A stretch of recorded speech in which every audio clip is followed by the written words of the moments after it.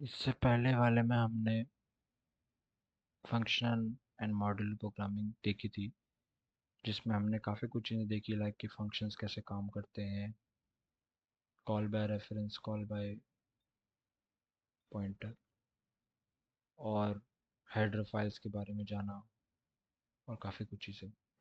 अब हम बात करेंगे एरेज एंड स्ट्रिंग्स पर, कि इंटरनली एरेज और स्ट्रिंग्स होते क्या हैं, क्यों यूज़ होते हैं, और इंटरनली कैसे वो स्टोर किए जाते हैं। तो ये चीज़ हम देखेंगे। चलिए, तो इसमें कुछ हमारे पास जो टॉपिक्स हैं वो हैं 1D एंड 2D एरे, इसके बाद है character array and strings, string library functions, and passing array to functions. ठीक है, तो ये सब टॉपिक्स हैं, इनको एक एक करके समझते हैं। चलिए, सबसे पहले हम जानते हैं कि एरे क्या होता है और क्या नीड पड़ी। उससे भी पहले जानते हैं कि कहाँ से एरे शब्द का यूज़ आया। तो देखिए, शुरुआत में क्या था कि सी के अंदर, जैसे हम कोई भी, मान लीजिए मुझे कोई भी चीज़ स्टोर करनी है, तो मैंने एक वेरिएबल बनाया और उसमें वो वैल्यू स्टोर कर दी। बट लेट्स से मुझे, अब मेरे को एक नीड आई कि मुझे 100 नंबर स्टोर करने हैं, 100 नंबर्स मुझे स्टोर करने हैं। उस केस में क्या होगा, मुझे 100 वेरिएबल्स इस टाइप से बनाने पड़ेंगे। अगर अभी हम एरे को भूल जाएं, तो मुझे इस तरीके से 100 नंबर्स को बनाना पड़ेगा। इस टाइप से कितने नंबर्स बनेंगे, कितने वेरिएबल्स बनेंगे, 100 वेरिएबल्स बन जाएंगे। तो ये तो बहुत बड़ा दिक्कत है। ठीक है, ये तो बहुत बड़ी प्रॉब्लम है, क्योंकि अगर आपको 100 नंबर स्टोर करने हैं तो आपको ये 100 बार लिखना पड़ेगा, क्योंकि बहुत ही प्रॉब्लम वाली सिचुएशन हमारे लिए बन जाती है। तो इसी प्रॉब्लम को सॉल्व करने के लिए, इसी प्रॉब्लम को जो है सॉल्व करने के लिए आया एरे। एरे, अब एरे क्या होता है, तो एरे इज बेसिकली, एरे होता है, अगर मैं बाय डेफिनेशन जाऊं, तो एरे को बोलते हैं collection of similar type of data. Collection of similar type of data, which means कि आप बहुत सारे नंबर्स को एक ही चीज़ में स्टोर करके रख सकते हैं। मतलब आपने एक एरे बना दिया जिसका नाम है लेट्स से नम्स, और आप इसी नम्स नाम से, इसी नम्स जो एरे है, इसी में आप ये सारे के सारे 100 जो वेरिएबल्स हैं, जितने के सारे ये वेरिएबल्स हैं, आप इन्हें इस नम्स एरे के अंदर स्टोर कर सकते हैं बहुत ही इजी तरीके से। तो और एक और चीज़ कि जो एरे है वो सिमिलर टाइप का ही डेटा स्टोर करता है। उसका मतलब क्या है, तो वो देखते हैं। जैसे कि उसका मतलब ये है कि जब आप बेसिकली डेटा को स्टोर कर रहे हैं, तो यहाँ पर आप जो भी डेटा प्रोवाइड करें वो सिमिलर डेटा होना चाहिए। जैसे ये है, यहाँ मैं 2 दिया, 4 दिया, 5 दिया, तो इस टाइप से जो भी मैं डेटा दूंगा वो इसी टाइप का होगा। इसी टाइप का मतलब, जैसे ये 2 जो है, वो 2 क्या है, इंटीजर है, तो 4 भी इंटीजर होना चाहिए, 5 भी इंटीजर होना चाहिए, जो भी जितने भी यहाँ पे आगे नम वैल्यूज आएंगी वो सब इंटीजर होगी। ऐसा नहीं है कि यहाँ पे मैं कुछ 2.2 मैंने स्टोर कर दिया, ये रॉन्ग हो जाएगा, ये चीज़ रॉन्ग हो जाएगी, वो एरर दे देगा। तो या फिर आप यहाँ पे स्ट्रिंग स्टोर करती है।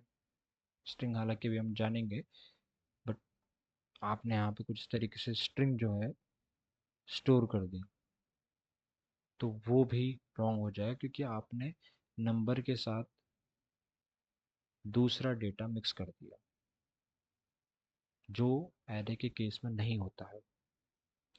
एरे जो है सी लैंग्वेज के अंदर सेज दैट कि जो भी डेटा हो वो सिमिलर टाइप का डेटा होगा। अब जानते हैं कि इसको क्रिएट करने का सिंटेक्स क्या होता है इन सी लैंग्वेज। तो सबसे पहले तो आपको जो भी डेटा टाइप है, डेटा टाइप आपको लिखना पड़ता है। फिर आपको नाम, जो भी आपका एरे का नेम है, वो आपको देना पड़ता है। उसके बाद आपको इस तरीके से ब्रैकेट्स लगाने पड़ते हैं, और ब्रैकेट्स के अंदर आपको यहाँ पे साइज देना पड़ता है एरे का। कि साइज मतलब होता है कि भाई एक उस एरे के अंदर आप कितने एलिमेंट स्टोर करेंगे, तो वो साइज आपको यहाँ पे बताना पड़ता है। और उसके बाद इक्वल्स टू करके आप जो है, जो भी आपकी वैल्यूज़ हैं वो यहाँ पे आप स्टोर करेंगे। Well one, well two step से जितनी भी आपकी वैल्यूज़ हैं वो आप स्टोर करें। इसका एग्जांपल अगर मैं दूं तो स्टेप से कुछ आएगा कि अभी जो मैंने 100 नंबर की बात करी थी, तो यहाँ पे आप 100 लिख देंगे क्योंकि 100 नंबर मुझे स्टोर करने हैं। और यहाँ पे आप जितने भी आपको नंबर, जैसे 100 नंबर है, तो इस तरीके से मैं 100 नंबर जो है स्टोर कर दूंगा। तो ये एक ही नाम से फिर इजीली, एक ही नाम मुझे लिखना पड़ा और मैं इतने सारे वेरिएबल को स्टोर कर पा रहा हूँ। तो ये काफ़ी मदद देता है।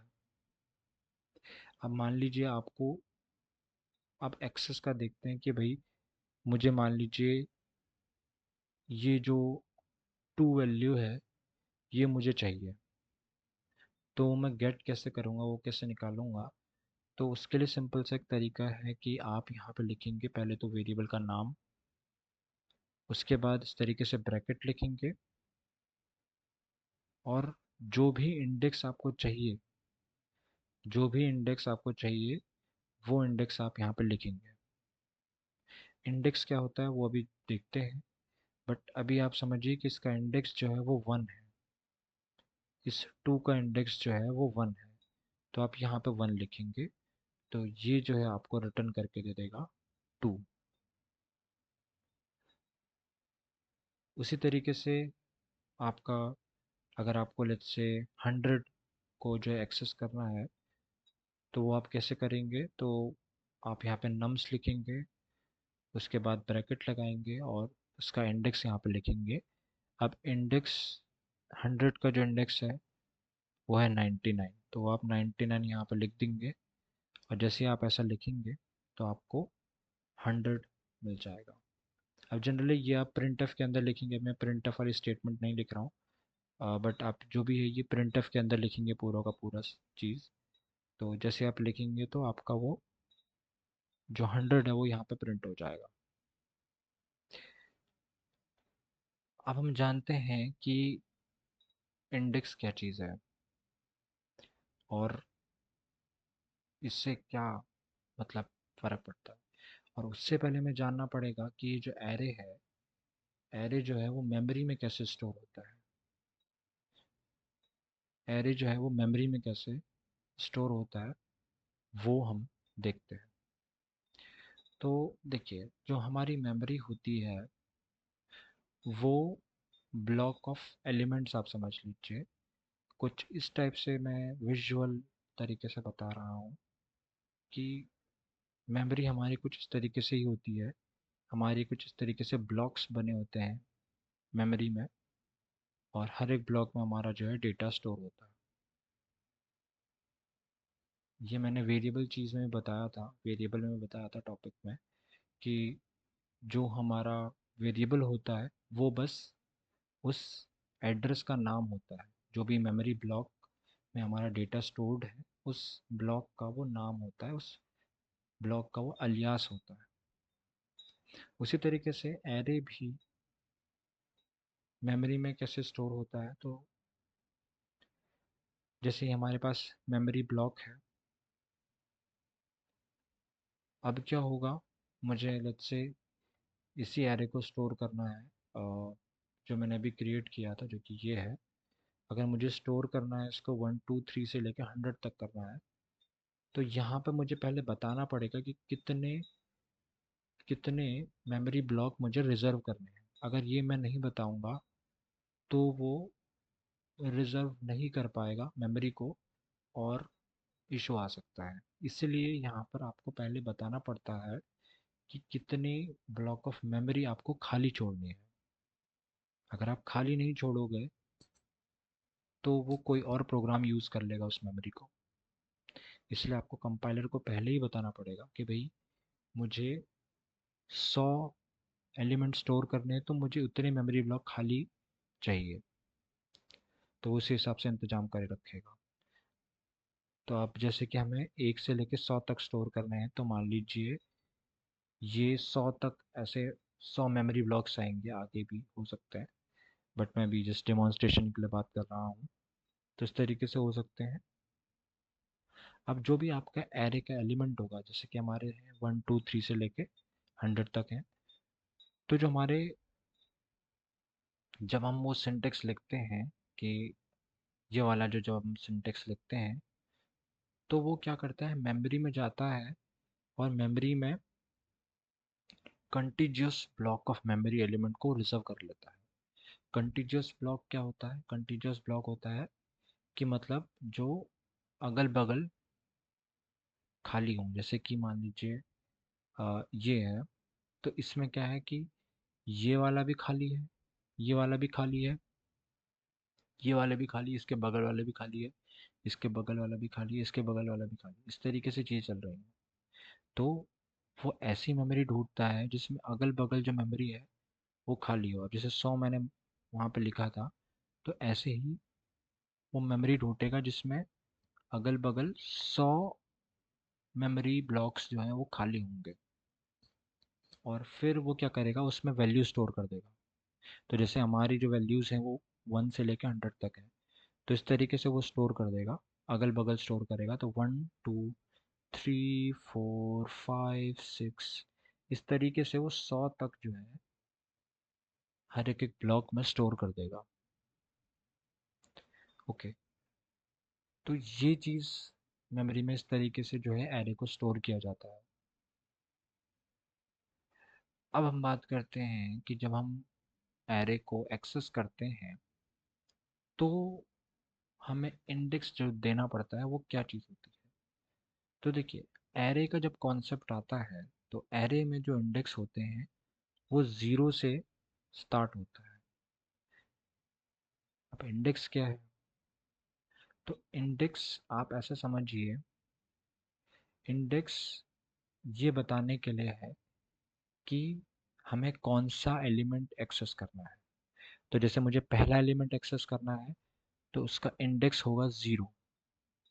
अगर मुझे दूसरा एलिमेंट एक्सेस करना है तो इंडेक्स होगा 1।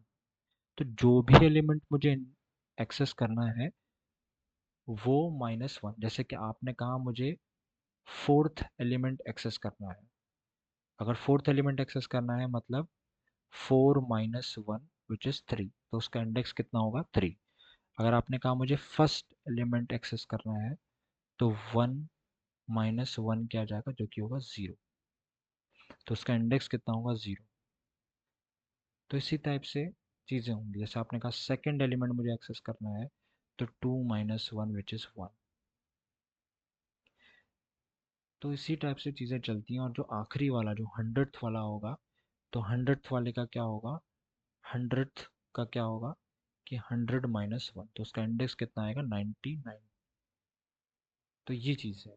इंडेक्स आपका क्या है, इंडेक्स बताने के लिए है कि हमें कौन सा एलिमेंट एक्सेस करना है। अब इसमें एक चीज़ आती है कि इंडेक्स ज़ीरो ही क्यों, इंडेक्स जो है वो ज़ीरो से ही क्यों स्टार्ट होता है, 1 से क्यों नहीं स्टार्ट होता है। अब जनरली हालांकि ये चीज़ स्पेसिफिकली सी लैंग्वेज में है, और लैंग्वेजेस भी इसको यूज़ करती हैं। मतलब मोस्टली जितनी भी लैंग्वेज हम देखते हैं, सी लैंग्वेज, जावा, पाइथन, जितनी भी लैंग्वेजेस हैं मोस्टली, ये सब जो है ज़ीरो बेस्ड इंडेक्सिंग का यूज़ करते हैं। मतलब जितने भी अगर वो स्टोर कर रहे हैं तो वो ज़ीरो से ही उनका इंडेक्स स्टार्ट होता है। बट कुछ लैंग्वेज हैं जिसमें इंडेक्स वन से भी स्टार्ट होता है। आई गेस एक रूबी है, अगर मुझे मैं सही हूँ तो एक रूबी लैंग्वेज है, उसमें ऐसा होता है कि इंडेक्स वन से स्टार्ट होता है। तो पर ऐसा क्या होता है कि जिससे आप ज़ीरो से स्टार्ट करते हैं, वो समझते हैं। तो देखिए इंटरनली क्या होता है, जब भी हम कुछ स्टेप से लिखते हैं नम्स वन, तो इसका मतलब है वन वाला इंडेक्स में एक्सेस करना चाह रहा हूँ। तो इंटरनली कैसे ये कैलकुलेट होता है कि हमें ये वाला एलिमेंट ही चाहिए। तो देखिए होता क्या है इंटरनली, ये होता है कि पहला चीज़ कि जो नम्स होता है, अगर आप डायरेक्टली प्रिंट एफ करेंगे और आप नम्स को प्रिंट करेंगे, अगर आप नम्स को प्रिंट करेंगे तो आपको क्या मिलेगा। अगर आप डायरेक्टली नम्स को प्रिंट कर दो, आपको क्या मिलेगा। तो बेसिकली आपको मिलेगा एड्रेस, एड्रेस मिलेगा। और कौन सा एड्रेस मिलेगा, तो वो एड्रेस मिलेगा ये वाला एड्रेस, जिसको हम बेस एड्रेस भी बोलते हैं। तो ये एड्रेस आपको मिलेगा जब भी आप प्रिंट करेंगे, तो आपको ये इसका एड्रेस मिलेगा। अब जब आप ये चीज़ करते हैं जो कि ये एक्सेस के लिए आपने लिखा, तो इंटरनली क्या होता है, इंटरनली एक फॉर्मूला अप्लाई होता है जो कि कुछ स्टेप से है कि base address plus index, okay, into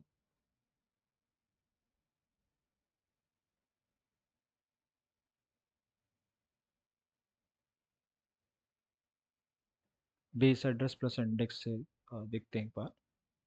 तो कुछ इस टाइप से आपका फॉर्मूला होता है। तो उसमें क्या होता है फिर कि जो भी आपका बेस एड्रेस है,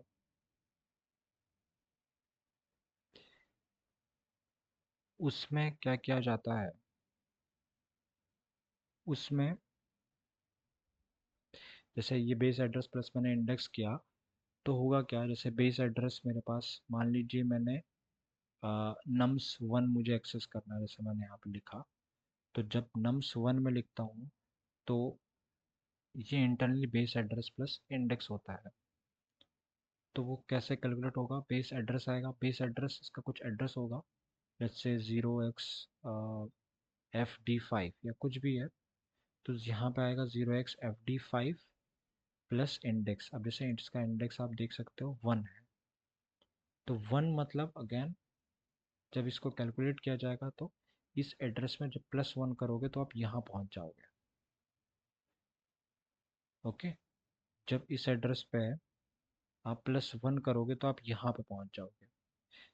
और अगर आपने जैसे यहाँ पे टू लिखा, आपने टू दिया, तो यहाँ पे भी टू आ जाएगा। और टू आएगा तो प्लस टू जब होगा बेस एड्रेस में, आप प्लस टू करोगे तो आप क्या होगा, यहाँ पे पहुँच जाओगे डायरेक्टली। तो आपको ये एलिमेंट मिल जाएगा। तो इस तरीके से एक्सेस होता है।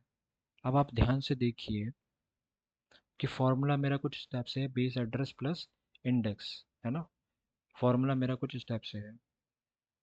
अब अब इंडेक्स जीरो से ही क्यों स्टार्ट होता है, वो इसलिए होता है, अगर मान लीजिए वन से स्टार्ट होता तो क्या होता, बेस एड्रेस प्लस वन होता, तो कभी भी आपको पहला एलिमेंट मिलता ही नहीं, क्योंकि आपका तो इंडेक्स वन से स्टार्ट हो रहा है।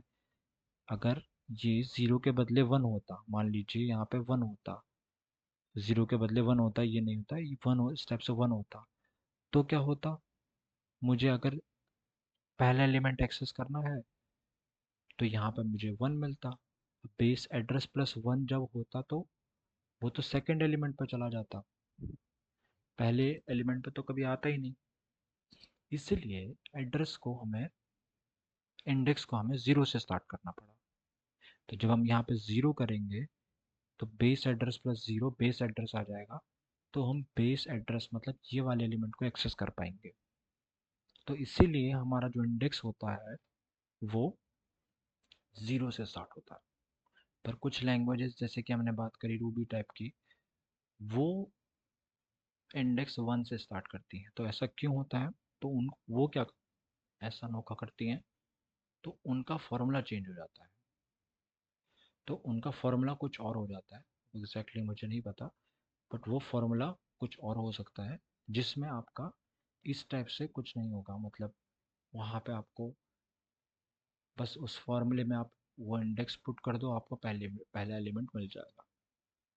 ओके, तो ये चीज़ें हैं कि इंडेक्स क्यों हमारा ज़ीरो से स्टार्ट होता है।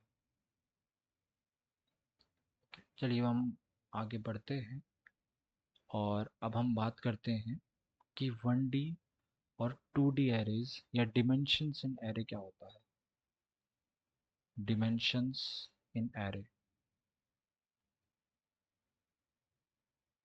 तो डिमेंशंस इन एरे की अगर मैं बात करूं, तो डिमेंशंस का मतलब होता है कि जैसे कि मान लीजिए मेरे पास एरे है, कोई भी एक एरे ले लेते हैं, लेट्स से 1 2 3 4, इस टाइप से मेरे पास ये एरे है। तो अभी जो ये एरे है ये वन डिमेंशन में है। अब मेरे पास एक मैट्रिक्स आई जिसमें मैंने कहा 1 2 2 3। ओके, अब जो मेरे पास एरे है वो टू डिमेंशन में है। और ऐसा क्यों? क्योंकि अब मेरे पास रो भी है। आप देख सकते हैं कि ये क्या है, आपका रो है, और ये क्या है, आपका कॉलम है। तो यहाँ पे आपका क्या हुआ, 2D आ गया। तो यहाँ दो डिमेंशन आ गई, रो और कॉलम। अब डिमेंशन और भी हो सकती हैं, जैसे कि 1 2। ओके, तो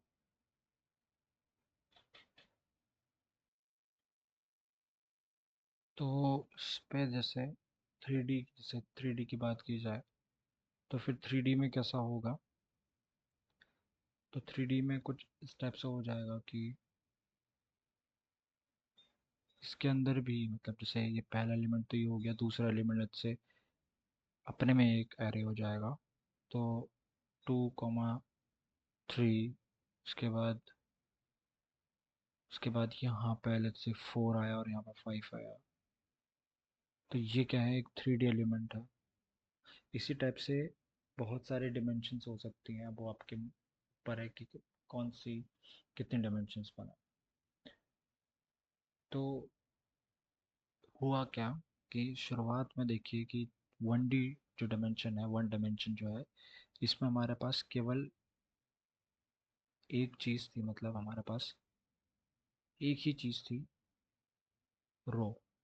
या तो आप रो बोलिए, कॉलम बोलिए, जो भी बोलिए इसको। तो ये क्या है, बस एक ही टाइप का डेटा हमारे पास था, एक ही जगह हमारे पास ट्रेवर्स करने के लिए थी। पर अब जैसे हम टू डायमेंशन में गए, तो टू डायमेंशन पे क्या हुआ, हमारे पास एक तो रो भी आ गई और हमारे पास कॉलम भी आ गया। फिर जैसे हम थर्ड डायमेंशन में गए, थर्ड डायमेंशन में क्या हुआ कि हमारे पास एरे के अंदर एरे आ गया।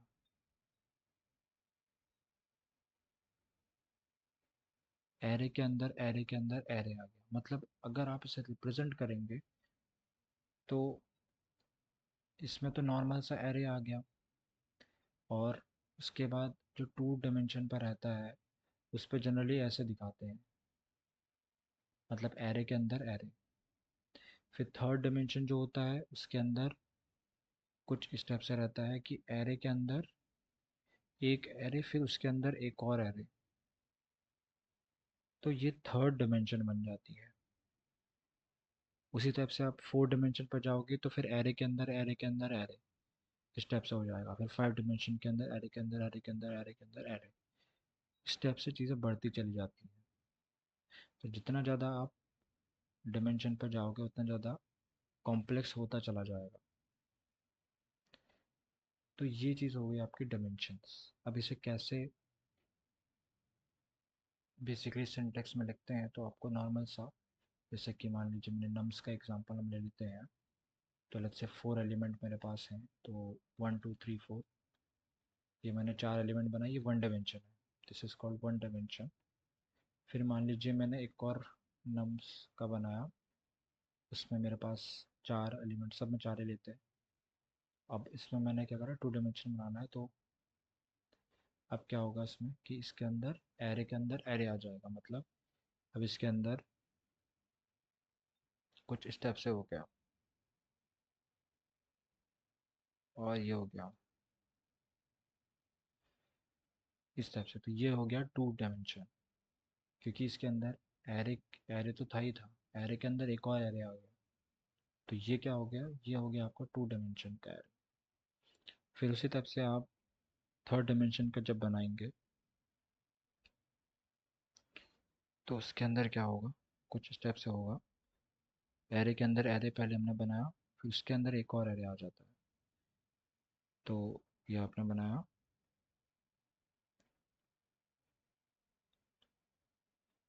तो ये हो गया आपका थर्ड डायमेंशन।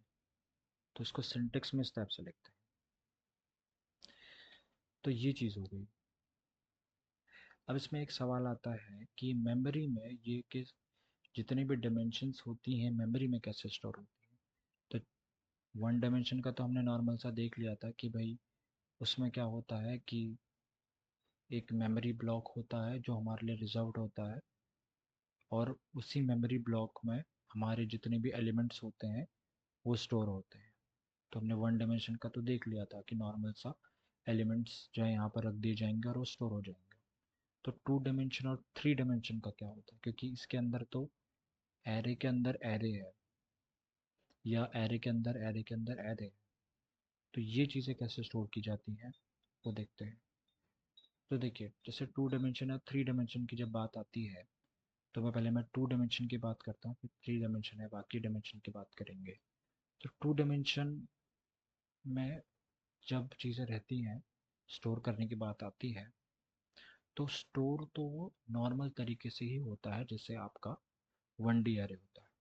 मतलब जो भी आपके एलिमेंट्स हैं वो स्टोर किए जाएंगे नॉर्मली, जैसे सीक्वेंशियली स्टोर करे जाएंगे इस टाइप से।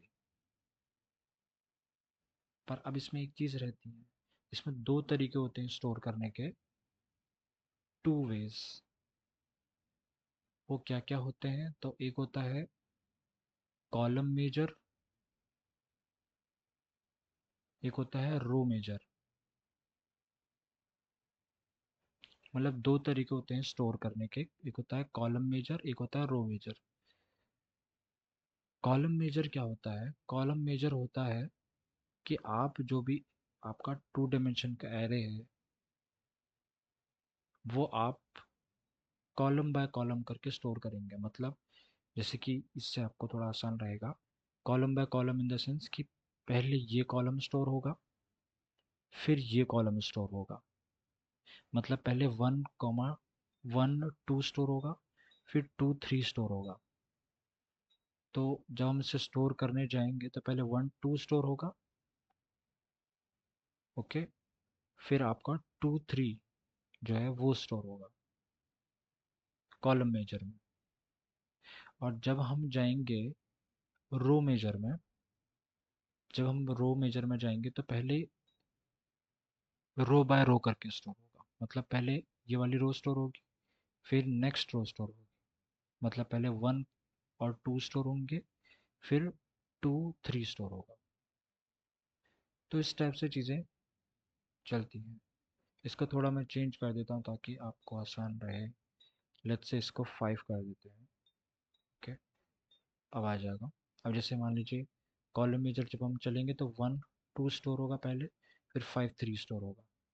तो यहाँ पे आ जाते हैं 1 2 पहले स्टोर होगा कॉलम मेजर के केस में, फिर 5 3 स्टोर होगा।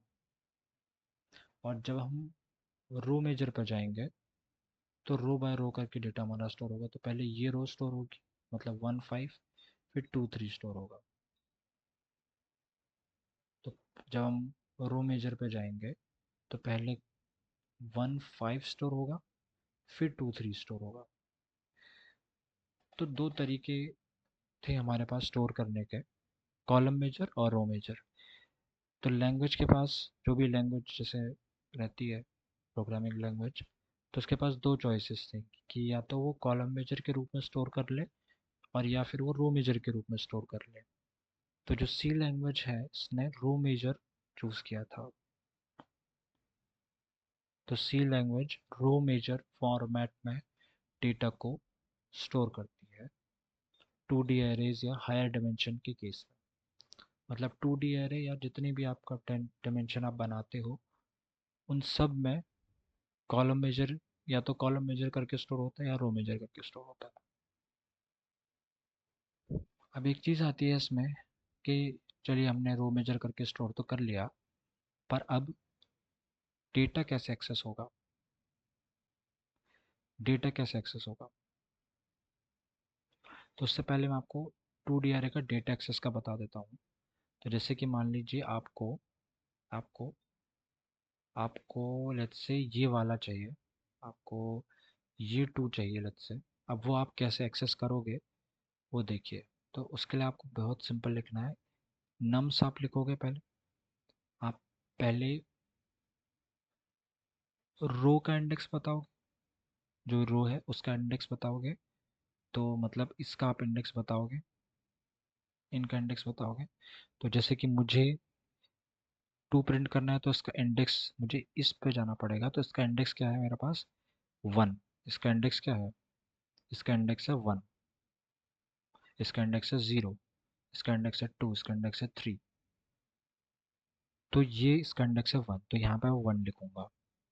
उसके बाद दूसरा बताना पड़ता है कॉलम। मतलब अब मुझे इस एरे में चला गया मैं, उसके बाद मुझे इस एरे में कौन सा एलिमेंट चाहिए। तो इस एरे में अगर आप ध्यान से देखिए, इसका इंडेक्स बन जाता है 0, इसका बन जाता है 1। तो मुझे ये चाहिए तो इसका इंडेक्स कितना है? 1। तो मैं यहाँ पे 1 लिख दूंगा। तो जैसे ही मैं ये लिखूंगा तो मुझे क्या मिलेगा रिटर्न में? 2। तो इस टाइप से रहता है। उसी टाइप से जब आप 3D या थर्ड डिमेंशन वाले पे करते हैं तो आप इसी टाइप से करेंगे। आप पहले रो लिखेंगे, फिर कॉलम लिखेंगे, जो भी आपको प्रिंट करना है, उसके बाद आप इस तरीके से लिखेंगे। तो वो आपको वो वाला एलिमेंट ला के दे देगा। मतलब पहले वो फर्स्ट वाले इंडेक्स पर जाएगा, तो वो पहले इधर पर जाएगा, इस वाले एरे पर जाएगा, फिर इस एरे के फर्स्ट इंडेक्स पर जाएगा, मतलब इस पर जाएगा। फिर इस इंडेक्स पर जाने के बाद वो 2 को प्रिंट करेगा, क्योंकि 2 नहीं है, 0। क्योंकि ये 0 है और ये 1 है, 2 तो नहीं है। इसलिए हम यहाँ पे एक काम करते हैं, 0 लिख देते हैं। तो जैसे ही 0 हम लिखेंगे तो मतलब इस पे ये 0th एलिमेंट को ही प्रिंट कर देगा। तो ये वाला भी 2 आ जाएगा। तो इस टाइप से चीज़ें एक्सेस हम कर सकते हैं in case of 3D element, 3D array, third dimensional array पे। तो अब चाहे कोई भी डिमेंशन पे हो, जो फॉर्मेट रहता है स्टोर करने का वो रहता है कॉलम मेजर या रो मेजर। अब एक चीज़ आती है कि भाई कैसे हम, जो हम एक्सेस का जो इंडेक्स लिखते हैं स्टेप से, कि आपने लिखा आई फिर जे, तो वो कैसे एक्चुअली में इंटरनली क्या होता है।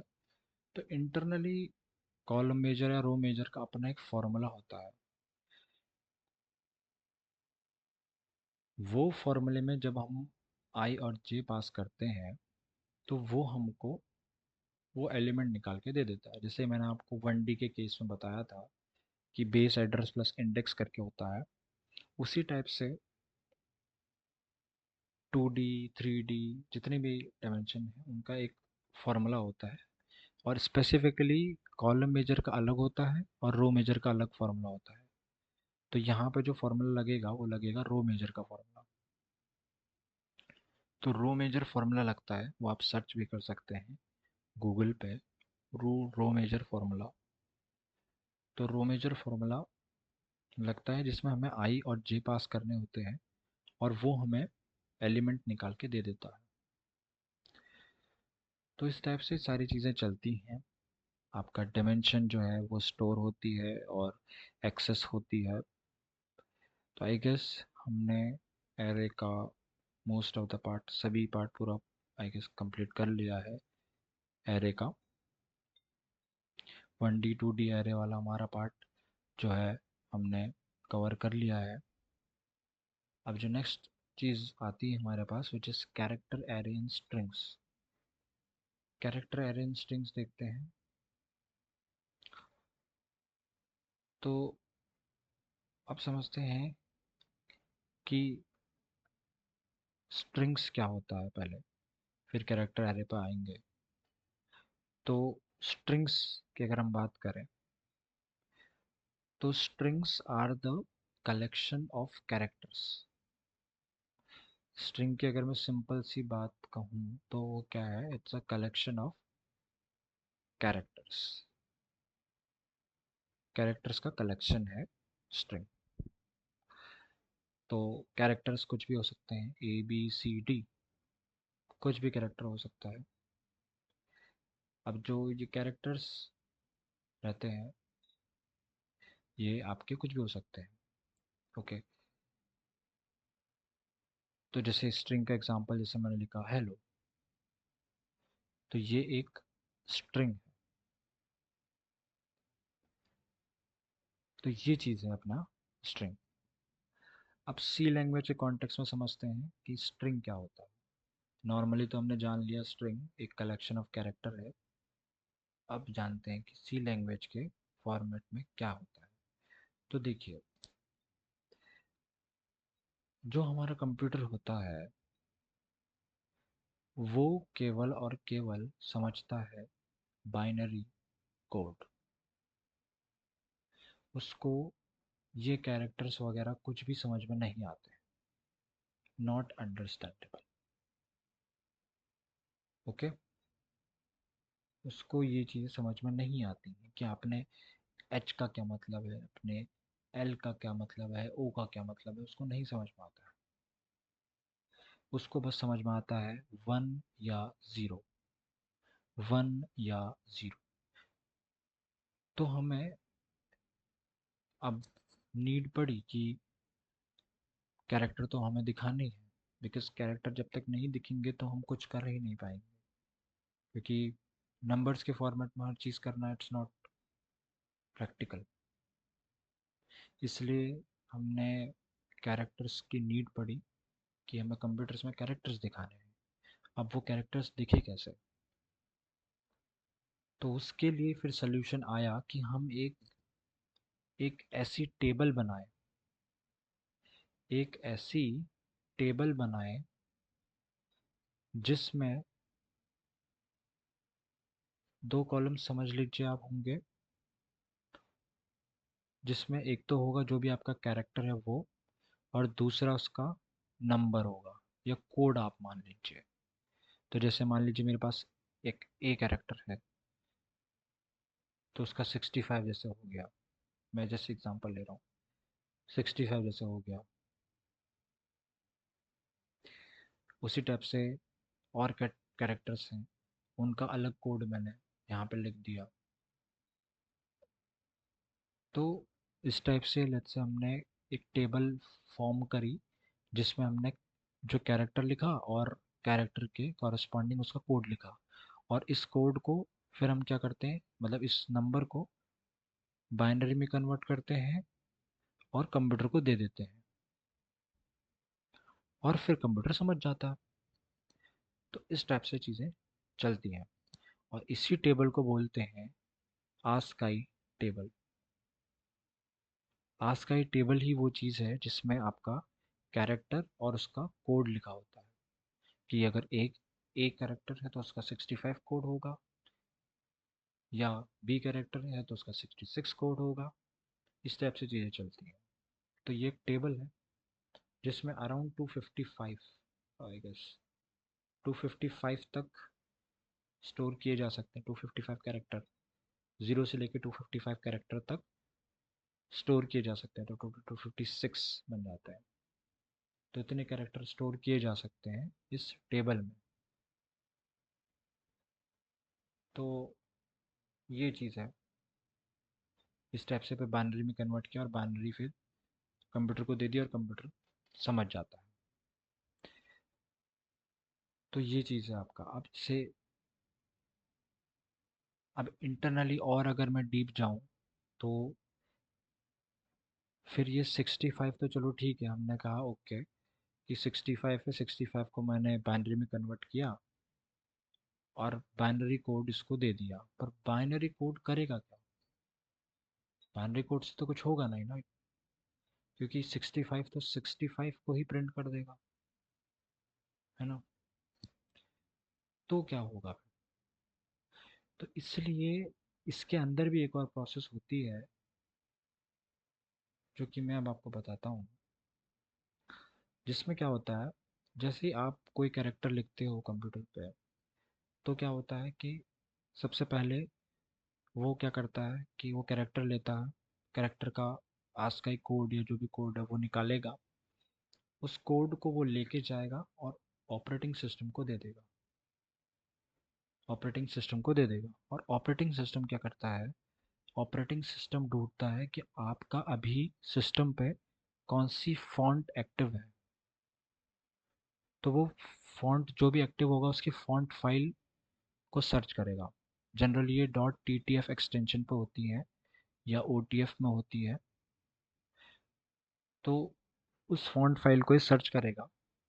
उस फॉन्ट फाइल में आपका क्या होता है कि उस फॉन्ट फाइल में एक टेबल होती है। उस फॉन्ट फाइल में क्या होता है, एक टेबल होती है, जिसमें क्या होता है,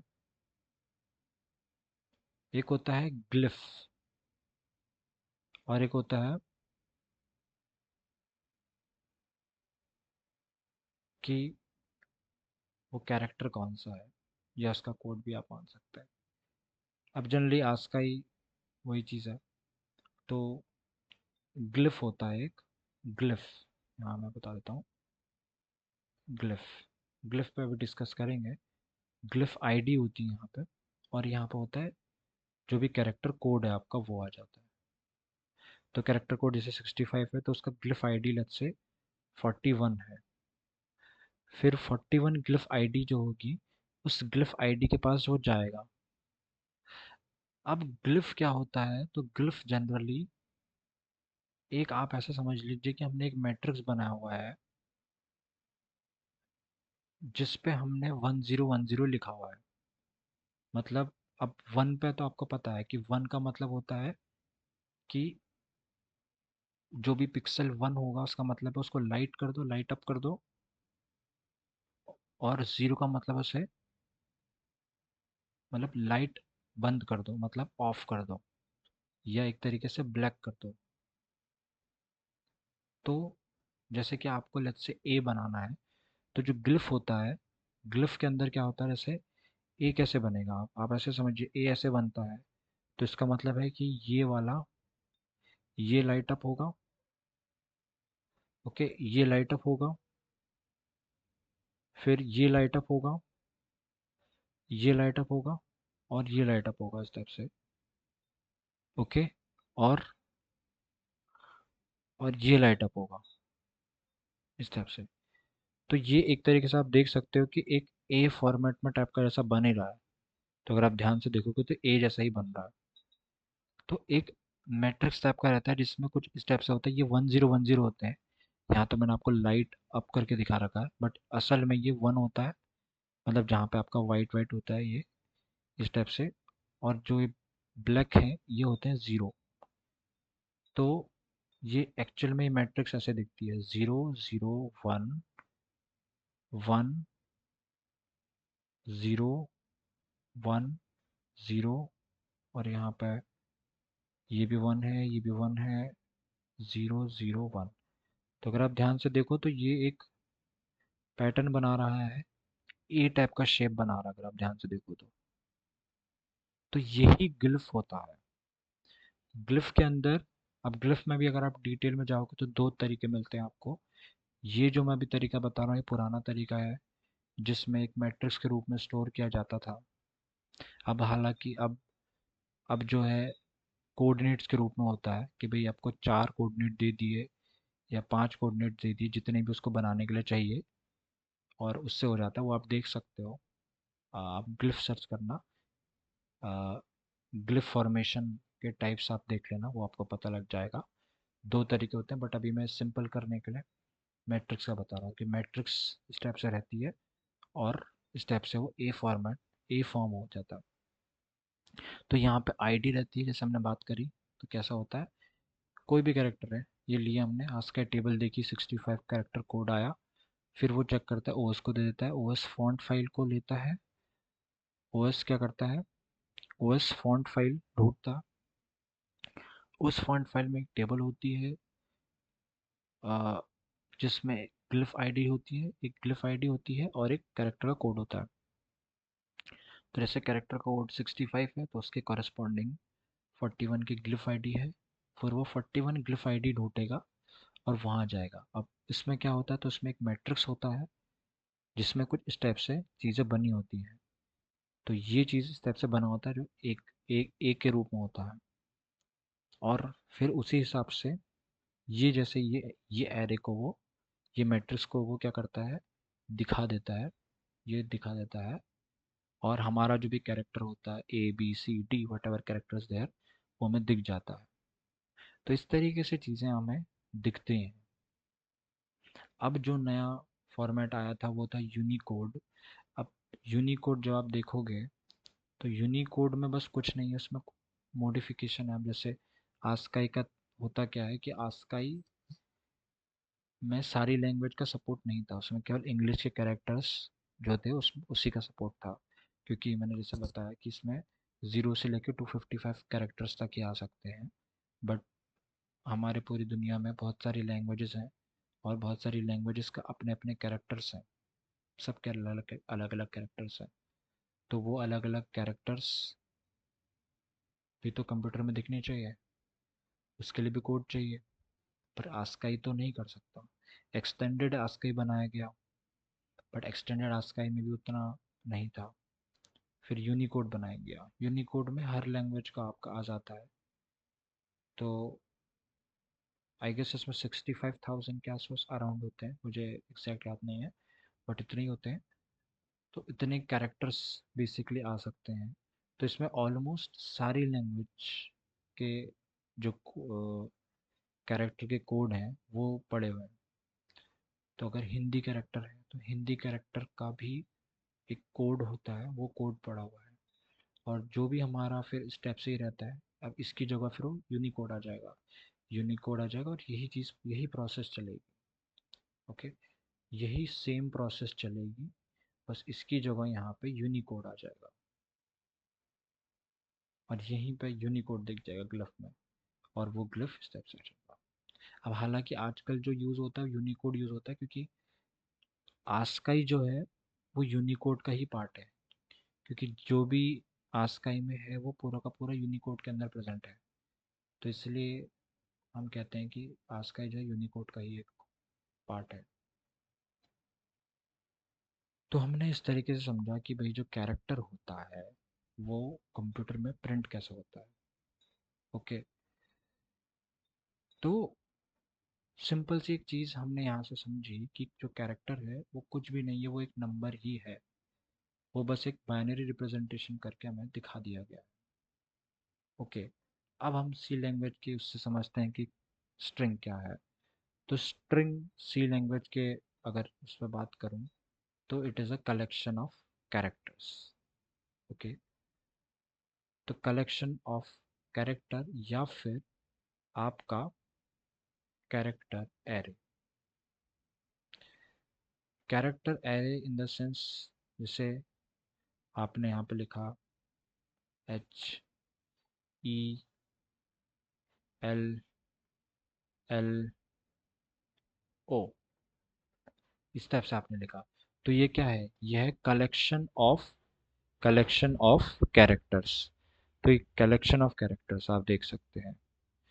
तो यही कलेक्शन ऑफ कैरेक्टर कहलाता है स्ट्रिंग, और इसको कैरेक्टर एरे भी बोलते हैं।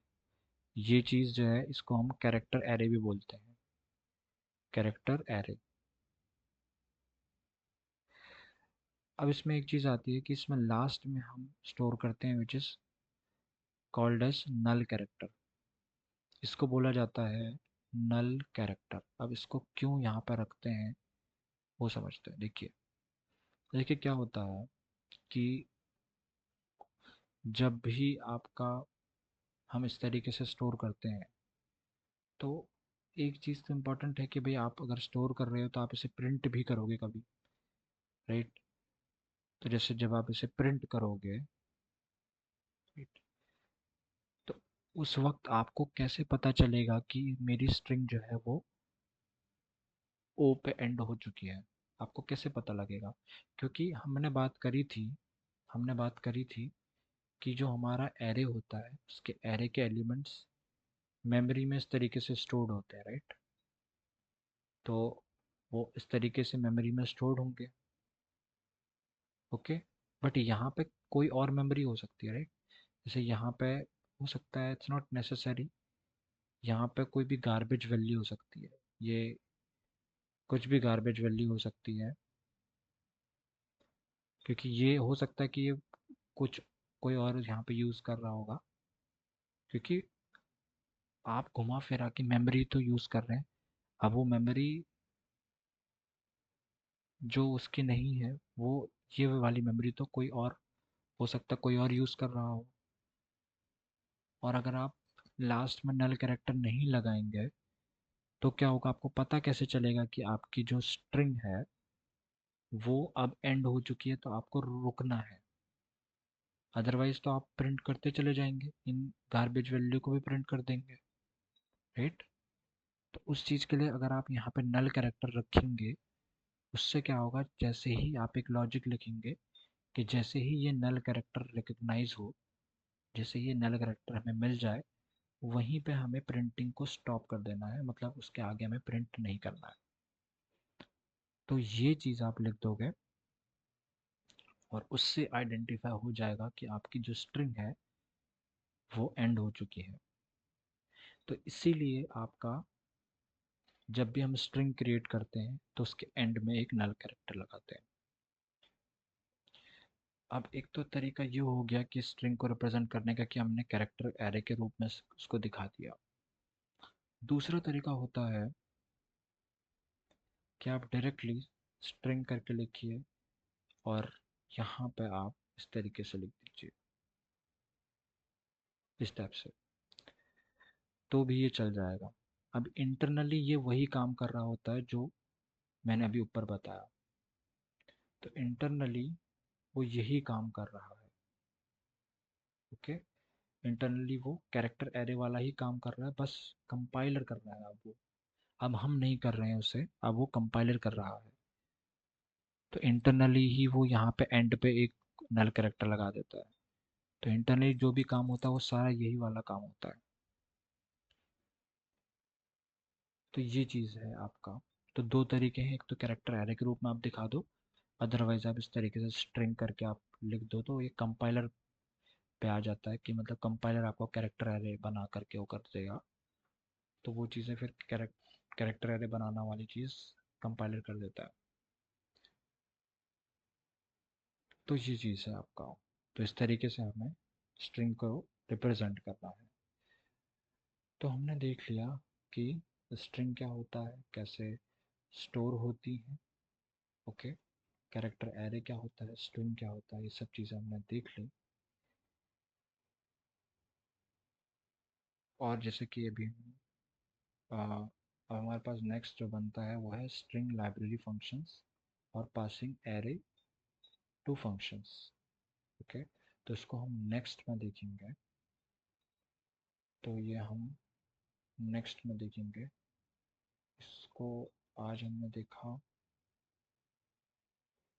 और लास्ट में जब ये सारी चीज़ें हो जाएंगी तो हम कोड करेंगे वीएस कोड पे। फिर हम जितनी भी ये सारी चीज़ें हैं वो सब हम जो है कोड करेंगे।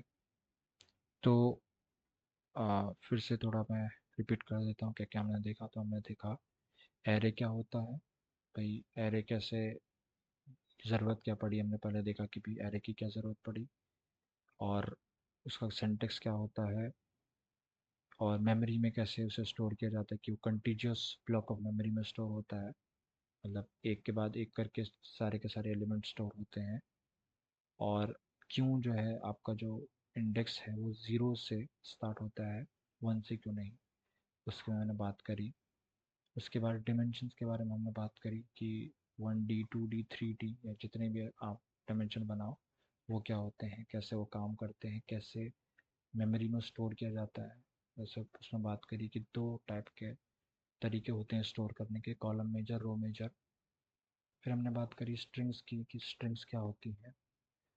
स्ट्रिंग्स इंटरनली हमने बात करी कि कैसे एक कंप्यूटर स्ट्रिंग्स को दिखाता है, क्योंकि कंप्यूटर तो केवल नंबर समझता है, तो वो या बाइनरी समझता है, तो वो कैसे जो है स्ट्रिंग को दिखा देता है।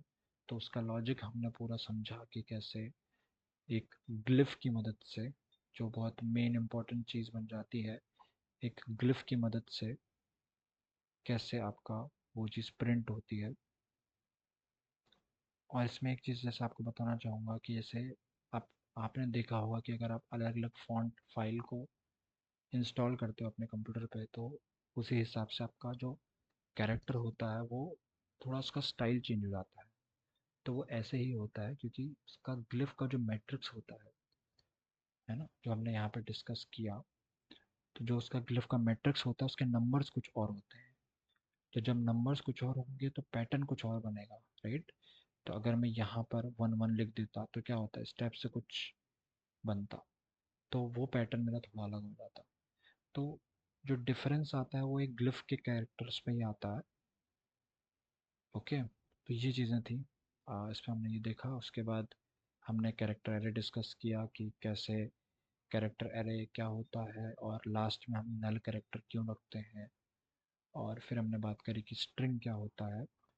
और अब नेक्स्ट में जो हम देखेंगे तो हम इसी स्ट्रिंग के कुछ लाइब्रेरी फंक्शंस को देखेंगे। एक स्ट्रिंग लाइब्रेरी होती है सी लैंग्वेज के अंदर। ओके, तो वो स्ट्रिंग लाइब्रेरी की कुछ फंक्शंस होते हैं, हालांकि बहुत सारे फंक्शंस हैं उसके, बट कुछ इंपॉर्टेंट फंक्शंस हम देखेंगे लाइक CMP, strlen, और भी कुछ फंक्शंस हैं जो इंपॉर्टेंट हैं वो हम देखेंगे।